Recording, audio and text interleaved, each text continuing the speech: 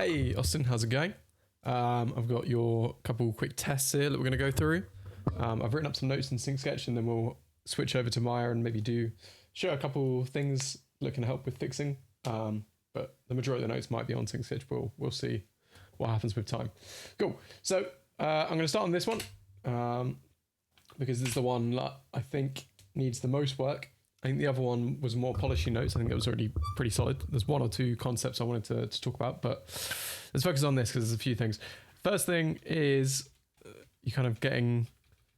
Let's talk about the broader first pose-to-pose move here, because in reality, what's happening is you're going from this pose where you're balanced, and then you're going into anticipation pose. What I'm seeing from your work here is that you're kind of getting stuck in the middle here.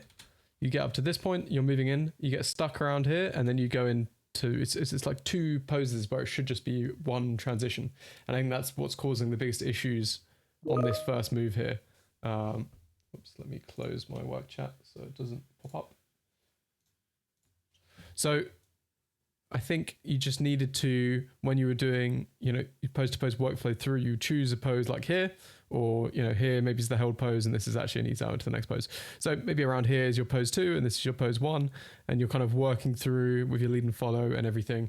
And your spacing from between those two pieces should be progressive for all of your body parts. So the way your body is moving should slowly move out of the pose and then speed up through the middle and then slowly move into the next pose and hold in that. So what I'm seeing is just a lot of holding in the middle here, which is causing you a lot of issues. So that's the biggest thing on this piece, but now we're going to talk about some other things. So the other thing I've noticed in both of these pieces is that I could tell you were using IK arms before I even saw anything. It was very clear. And the reason, there's a certain IK feeling you get where the arms just feel disconnected from the rest of the body. And that's hard to get wrong with FK. You may really like IK, and I actually animated purely in IK for my first few years when I was animating. But then when I switched over to FK, I noticed a big improvement. It's way easy if you work. So the way I work is I do world space FK, which may not make sense, but what it means is the FK is the rotations of following their own world space. The translation of the connection point is following here still, but then this is pointing in its own direction even if I change this. That's my ideal setup that I use. And what that allows is you can still have nice breakup where the arms are broken up from the body, but it feels connected and it feels organic.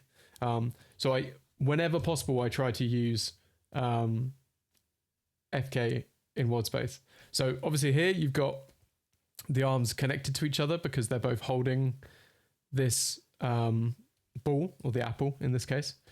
But what you can do then is you can have the leading arm in FK and the following arm in IK, or the other way around. So look, you get that connection from one of those arms still being in FK, and the other one is just following along in IK until you switch over the constraints. That would be the setup I'd recommend for everything really, unless there's contacts. If there's contacts, something's touching something, IK is really strong. You can switch to IK if you want to like do a really quick push forward or whatever, but then I would switch to it to pose it, but then I would switch back when I'm in spline, because you can really feel the organicness of FK a lot easier. Legs, I'd keep in IK almost all the time, apart from maybe if you're doing flips or anything where off the ground, it's sometimes nice to be able to work in FK. But that's a big thing I've noticed from both of these shots that I would try and implement is try learning FK. We can talk about that more if you have more questions about that, but for now I'll move on from that point.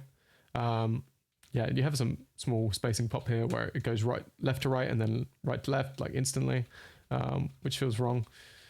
But yeah, for me, it's just you're going between these two poses. You've got your pose B here, and you've got your pose. I think you've overcomplicated it a little bit. So you've got this pose B here, which I initially thought was off balance, but then I looked at the reference that you had and was like, oh, okay, baseball players are just off balance when they're doing this pitch to bring up the most momentum. So, I mean, it's a cool pose. Maybe there'd be a way of getting the hands a tiny bit away from the face. Could help the readability. But it's a good pose. So yeah, this is your pose B, and your first one is going to be your pose A in here. So really all it is just working between those two and then using, whatever workflow you use. I teach the workflow I teach, and it's just about pushing the lead and follow and the arcs, getting between those two poses, right? So right now, I think you've just modeled it up where you've kind of got an extra pose in the middle. You kind of work into this middle pose, and then you work, and it's just getting very jittery, and different pieces are moving kind of not progressively in your spacing. So this is your A, and you're going into your B. So it's a lot of simplifying, I would say, for this section. Yeah.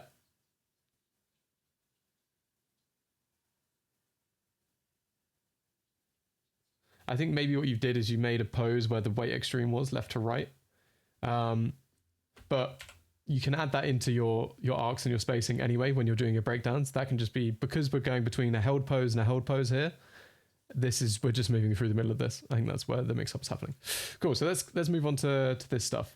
So I think here we can push the lead and follow a little bit more, lead and drag, whatever I usually call it. So I think you can start to open up the body by pushing the leg. I don't know why it keeps... Can I get rid of this? Is that gonna... Okay, that's better.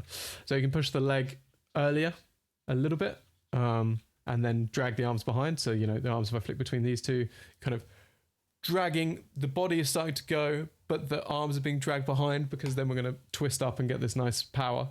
So that could be dragging, and, you can open up and lead a bit more just to push kind of the different parts moving at different speeds aspect. Cool. I'll talk about the arms in a second, because I've got a concept I want to explain. But I think for something I always try to push for whenever possible is contacts as straights. I think that's another thing in the other shot we'll get onto when we get onto those notes, where I usually try to push wherever possible. You'll feel a contact and then the weight moving onto that more if you see it going from a straight to a bend. So if you see that, I would push the lead of this more so that you can get into a straight and have that contact point that you're pivoting off down into your placed pose here. So I would lead more with that so that you get that straight, and then you more feel the weight moving over to that leg when it straightens up. Cool. So let's talk about the arms a little bit. So something I always think about with arms, especially with these kind of flowy moves, is thinking about the connection between them and thinking about it as one connected piece through the shoulders.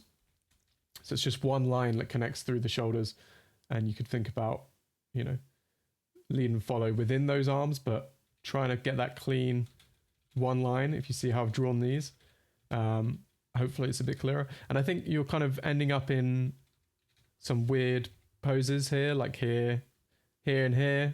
It's feeling a bit weird where you're not leading with the elbow properly. And I think part of that is because you're working in IK again.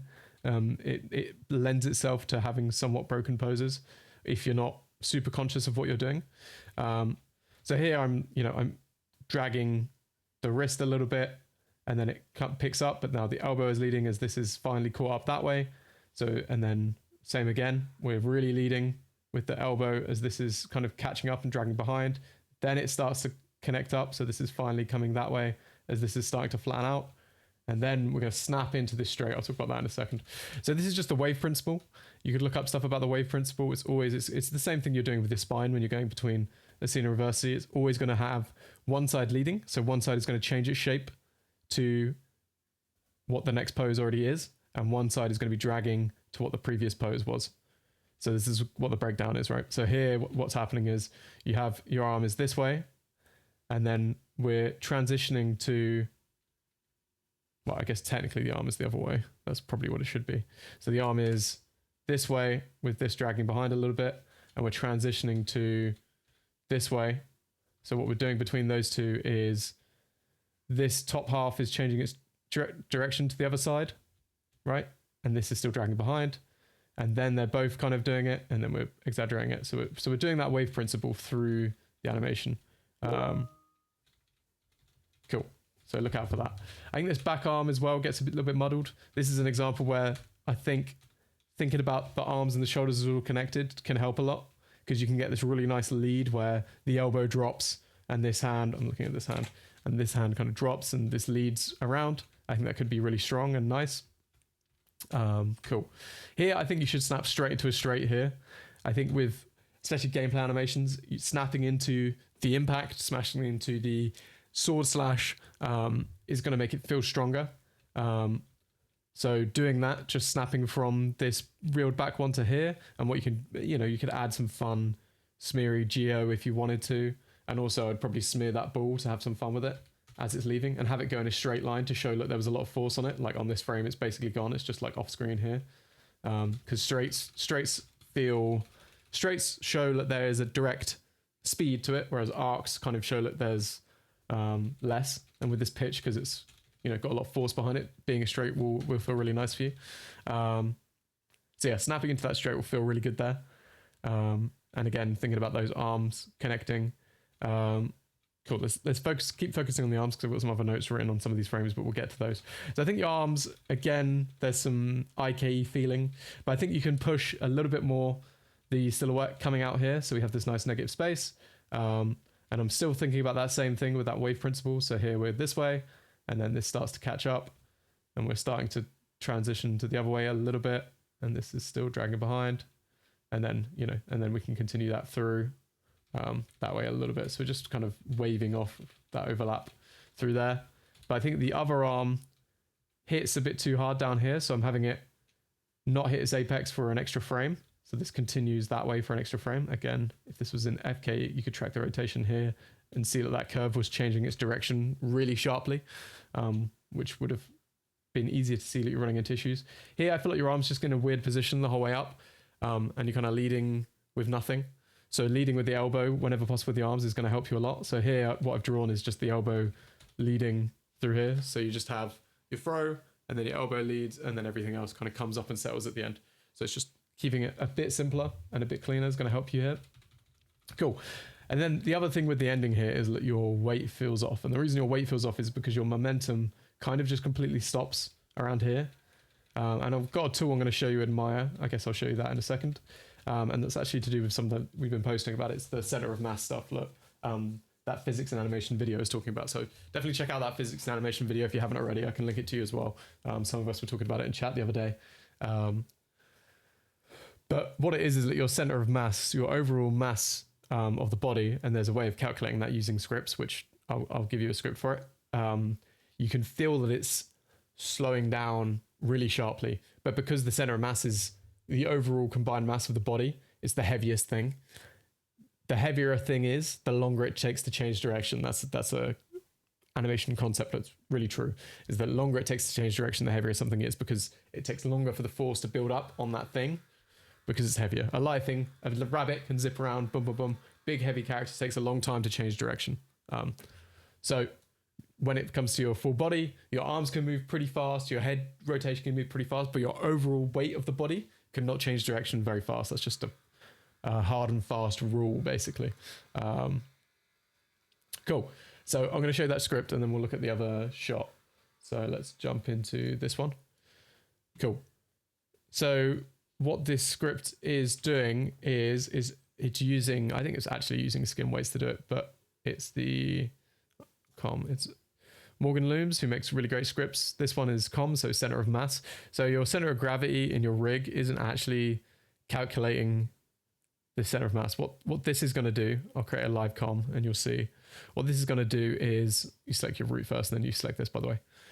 It's going to create a locator which is constrained to the root and then also to lots of other parts, and it's percentily constrained to all these different parts. So when you move an arm, it's going to have a slight drift to that locator towards the arm, because it has a slight bit of the constraint percentages towards the arm, and it's using how much the arm usually weighs in a human, the average of what an arm usually weighs in a human, to determine how much that constraint is affected by the arm moving that way versus the root, the cog moving somewhere. Obviously the cog has more bias, the head has more bias, so it's doing some maths for you. It's actually a cool way of looking at weight and kind of checking that your weight is correct, is using one of these tools. So let's have a look and see kind of what it does for us. And hopefully it figures out what to do. If your arms are in world space, it might not move the arms correctly, but we can figure that out. So it takes a second to load. So the original Richard Lico version of this script is using the calculations of what an average arm uses, what an average whatever. But I think this version is actually using skin weights and being like, oh, okay, this part is affecting the most of the body the most skin weighting of the body versus this part, which is doing less, and it's using that to determine the maths. So what this does is it creates a locator, which is this guy. So if we look at it, boom, you can see where the center of mass is. Usually it means if the center of mass, if this line, if I scale this up, if this line is over the foot, you're on balance, or over, you know, when it's between the feet here, it shows where your weight actually is. So here your weight is slightly biasing this leg, and then you move over and it's really biasing this leg. Obviously we're slightly off balance because that's just what happens with a baseball throw. I looked at your reference, it seems to happen. But what happens here is that your weight kind of stops really hard and dead here, and then kind of picks up and then kind of goes back on itself here. Overall, the overall center of mass goes back on itself here. Whereas as it's a big heavy thing, it can only move and change direction really slowly because it's your whole body, as we were just talking about. So if I transfer my root animation, so the cog, to this locator now, what that's doing is we still have, well, it's just moving the stuff onto this, and now we can move this, and I need to put your hands in body space, which is going to be awkward because I don't know how your constraint setup is working. Let me have a look at your outliner real quick. So you've got these two locators, this, and this does not equal this. I'm not sure what that hand is doing.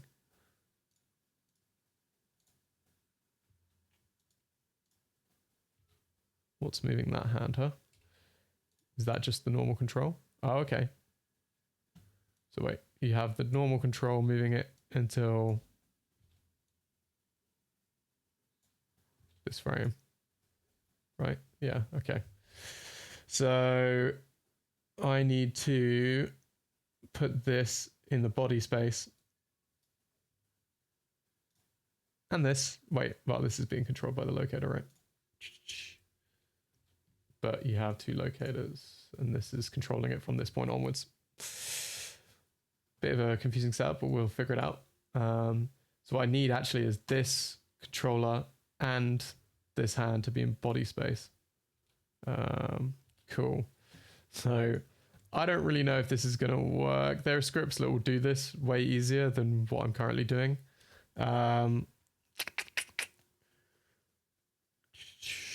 So I'm going to select the root. That's the isolate. What's the actual root controller? This guy, right? Cog, yeah. So I'm doing child and then parent, which for animbot is correct. I'm going to use an animbot tool to try and do this really quickly. So I'm going to put these guys in this thing's space. This might take me a second to figure out. It might be relative space. This might break everything. Let's just say hands, body, space. See if that works. Okay, it didn't necessarily work. I mean, it did, but it moved some of your anim, but that's fine for now. It looks mostly fine. If you were doing this properly, you'd have to figure out a better setup for that. But now anyway, we can look at the graph editor and we can look at, if I hold down W and I go to axes and I go to live rotation axes or parent axes, it's going to show us what's happening in the graph. So let's look at your Z, which is your movement forward. And what we can see is that it's kind of unclean, right? So because this is a really heavy piece, what we can do really is just delete a bunch of keys and just, because it's just going to be kind of moving softly between things because it's a really heavy piece. It's the overall weight of the body. So just delete a bunch of keys, give us some keys to work with. And I'm going to just make this transition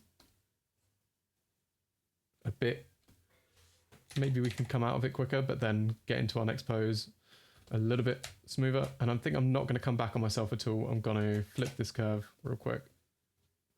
So it's just going to be continuing forward throughout this whole thing. And maybe I don't want it to come to a stop, so I'm just going to move it past the final point. So it's continuously moving through that section.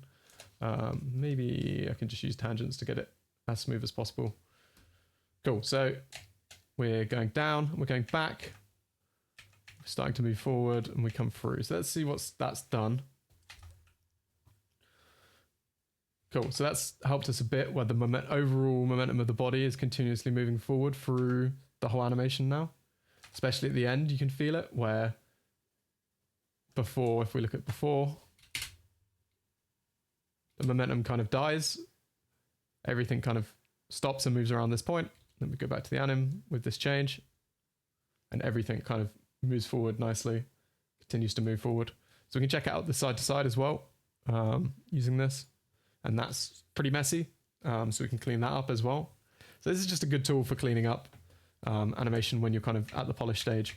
So here we're kind of going back on ourselves, but then coming over here. So if we're really just doing one pose to pose transition, we can probably just keep it simple.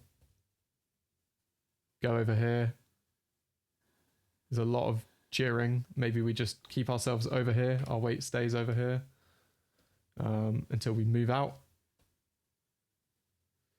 where our weight comes forward, and we can see there's a big error here where everything kind of shifts back over this way. So let's really simplify this. It might break a bunch of stuff. And let's just really simplify this curve. So I'm actually just going to delete a whole bunch of stuff, and I'm going to keep this relatively continuous through here. So it might mess up some of your posing, but it's probably going to feel a bit more clean. This stuff. Maybe the overall weight can move over from around here. So our weight can start to come back. Yeah, let's just do something like that. Cool, so that's cleaned it up a little bit, and that's helped us see kind of the overall momentum of things and see a lot of random spacing issues.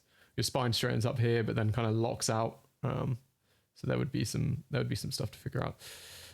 You could look at the ups and downs in here as well if you wanted to. It's the overall weight. You need every axis to be kind of clean. So here maybe we could simplify it. Boom, boom. Work into this pose. See what's going on here. Kind of dropping down. So I think we can stay down. Anyway, so this is a cool tool. It just helps you kind of clean up your animation closer to what real life would be, especially if you're going for a bit more grounded mechanics. So we drop down here, and then maybe have our weight start to come back up.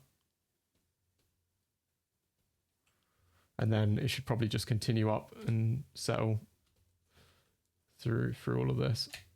So yeah, as I say, change of directions are slow because it's the biggest, heaviest piece of the body. This is moving everything.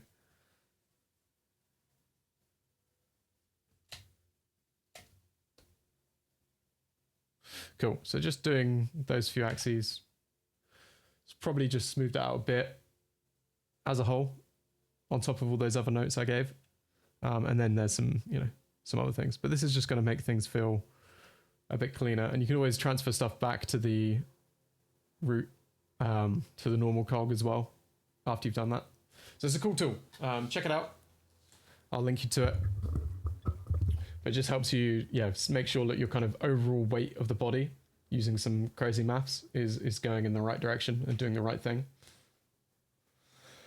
Now there's still issues, still lots of issues and things, and some of the things that we gave notes on, but it will help the overall momentum feel consistent and grounded. And then you can work on top of this, right? So maybe you do this first to get the overall weight working, and then you go in and do some of the other notes on the arms and the legs and that kind of thing. So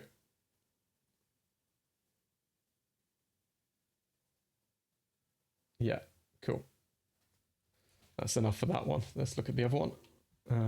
Cool. So I have a bunch of notes here. Again, very IK feeling arms, which is what I'm drawing notes on here. So again, I'd probably use FK whenever possible. I feel like your hand is kind of bent weirdly around, like that way, whereas it could be a bit more relaxed this way.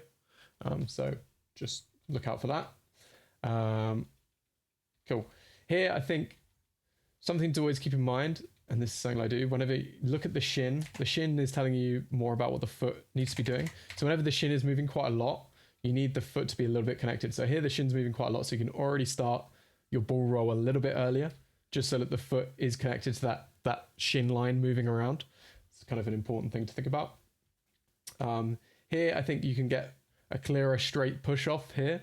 So on this frame, maybe this frame is the clear push off, or like this is like off the ground now, but having a clear straight again is going to help with both push-offs and contacts whenever possible. Obviously here it's not going to be possible because it's just kind of sliding in and contacting. But here we can get a nice straight on the contact as well, I think. So again, that point that we talked about before, where it's nice to have straights so that you can feel that bend and the weight moving over onto those legs. So that's something to look out for. So the main thing I want to talk about on this anim is whenever I see combat animations, and this is something when I was working on Moon, when I did a few gameplay things myself, like I got a lot of notes on, was you really want the body to lead the swing of a sword or a punch or even a throw. You already had it in your other animation because the reference in throwing does really well. So this animation's great. And I'm going to show you where they're doing that here. Cool, so this feels really weighty and nice. So let's look at a couple of these swings. If you look at this swing here, you see this part where the body rotates really far ahead of the sword coming through. Now this is a really heavy sword. This is a heavier sword than yours, so they're exaggerating it more. So the heavier the thing, the more you can exaggerate this lead and follow. But for yours, I think you can just have the body open up a little bit before the sword comes around, a little bit more, a fair bit more, really. So the body is going to really be rotating around in this axis way earlier. So here it's going to be a lot of the way around. Here it could even hit its first apex. So on this frame, it could hit its apex of the rotation. So you start your jiggle back from this frame, whereas you do it 2 frames later, right? So you hit your apex of that rotation here, whereas I would recommend hitting it a bit earlier so you get that opening up the body. Would feel really good. And this one again, I think was really solid, so it's not too many notes. The feet get a bit IK at the end. Again, if the shin is moving around quite a bit, you can add a little bit of rotation, a little bit of connectivity. So when this shin moves quite a bit here, I drew a terrible line, but when this moves quite a bit here, you can, pivot from this point just a little bit on the foot, wherever the contact point is. Or here, maybe you could add a tiny bit of connection where, this shin pushing forward causes this to roll just a little bit off the ground, and then come back as, just connecting this line to the foot on both. Something to always pay attention to for polish. I think this back arm, so the arm that's not got the sword, feels a bit off to me. And I think a lot of it comes to the fact that I think you're hitting your kind of overshoot pose too late. I think you can hit it kind of here maybe, and maybe even push the silhouette so it's clearer. So it's in its own silhouette space. So I think you can hit that overshoot earlier and push the silhouette. That's those 2 notes. And I think, again, there's another thing here with the weight of the sword. So the heavier the thing is, the longer it takes to change direction. I think you change direction a bit too sharply in your arm here. So your arm hits its apex here and then comes back. I think you could continue that and soften it a little bit. So that line takes a little bit longer to settle and come back. Because it's weightier, because there's more weight on it, because the sword has weight to it. And I think that's going to help you out a bunch. Cool. Last note on this one is that I think your head gets a bit stuck from this frame onwards. The body is moving quite a lot, but the head is completely still. So I think you can just continue that head arc as you're settling in here. So that's going to be to do with the body and everything. So I think right now your body does all this settling, but your head I can't even do it. It gets locked off for these end frames here. It's quite a polishy note, but just keeping that connection so that the head has its own nice over up and drag, but it isn't completely stuck whilst this is all moving. Cool. And I think that was my main notes on this one. I think it was already really solid. I do think I can see that you're using IK again. I can feel it. There's an IKE feeling. So again, I'm advising to give a go with FK, and we can talk about that more if you have more questions about FK and how I like to work with it. But I do think it gives you a better end result. I like posing with IK. Sometimes I'll pose with IK because I like just being able to drag a thing over here and pose the thing. But then when I'm actually splining, I'll switch it over to FK. Cool, man. Let me know if you have any questions about any of that. And hopefully that was useful for you. And good work. And I'll see you next time. Thanks, dude.